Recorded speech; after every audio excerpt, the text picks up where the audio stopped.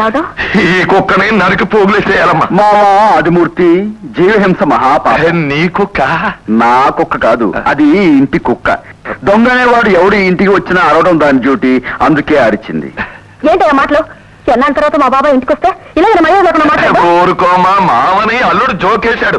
బావగారు ఎక్కడ నమస్కారం చేసుకోవాలి. బావగారు నన్ను మన్నించండి, బావగారు మన్నించండి. ఏమిటాధిపతి ఇది?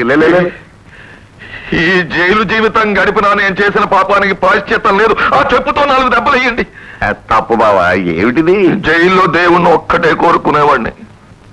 దేవుడా, ఎంత తొందరగా నన్ను జైలు నుంచి ఇంటికి పంపిస్తావు, మా బావగారి చల్లని పాదాల దగ్గర కాలం గడపాలి అని. ఆదిమూర్తి, చేసిన పాపానికి ప్రాయశ్చిత్తంగా జైలు శిక్ష అనిపించొచ్చావు, చాలా సంతోషం.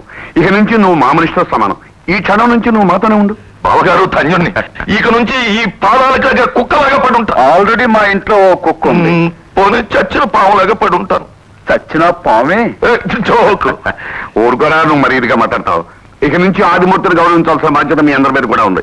అమ్మా మీ మామగారిని గదిలో తీసుకెళ్లి భోజనం ఏర్పచ్చి. అలాగే నాన్న, రండి మామయ్య. మళ్ళీ దర్శనం చేస్తాను.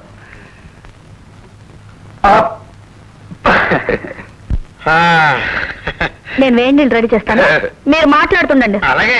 ఏమిటండి మరి జైలు విశేషాలు ఏమిటో చెప్పండి. చెప్పబుట్టి పెట్టారా? రాళ్ళు కొట్టారా? మనంతా స్పెషల్ ట్రీట్మెంట్. అయినా ఈ నల్ల కుక్కని ఎవరు తీసుకొచ్చారు అయ్యా? మీరు జైలుకి వెళ్ళిన తర్వాత ఇల్లంతా బోసిపోతుంటే మా రవి గారు తెచ్చారు. ఓకేస్తావయ్యా. ఈ చెయ్యి జారింపు ఎప్పుడు అలవాటైంది మీకు? జైల్లో ఉండగానే అలవాటు. మాట్లాడగా కొట్టడం ఎదవది నాకు ఇప్పుడు అలవాటు. జోకు.